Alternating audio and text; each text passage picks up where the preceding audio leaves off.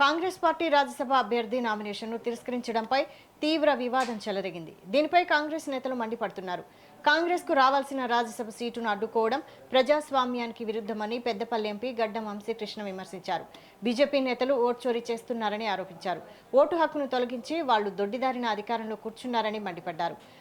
మధ్యప్రదేశ్ నుంచి కాంగ్రెస్ రాజ్యసభ అభ్యర్థిగా మీనాక్షి నటరాజన్ నామినేషన్ తిరస్కరించడం ఎంతవరకు న్యాయమని ప్రశ్నించారు.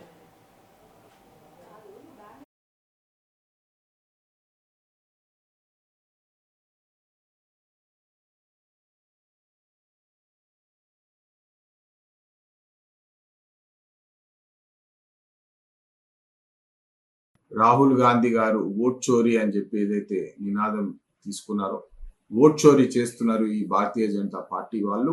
అంబేద్కర్ గారు ఏదైతే మనకు కాన్స్టిట్యూషన్ లా మన హక్కులు ఇచ్చినారో ఆ ఓటు హక్కును దొంగలించి వాళ్ళు దొడ్డిదారిన ఈరోజు పవర్ లో కూస్తున్నారు అని చెప్పి అనేక సార్లు మేము ధర్నా చేయడం జరిగింది. ఈసీఐ బీజేపీ కుంభకోణం ఎట్లయితే వాళ్ళు ఎస్ఐఆర్ అని చెప్పి ఏదైతే మొదలు పెట్టిండ్రో, మళ్ళీ దాని ప్రకారమే ఈ రోజు మనము మధ్యప్రదేశ్ లో విన్నింగ్ సీటు మీనాక్షి నటరాజన్ గారికి ఏదైతే అలొకేట్ చేసినారో రాజ్యసభ నామినేషన్ చేయడానికి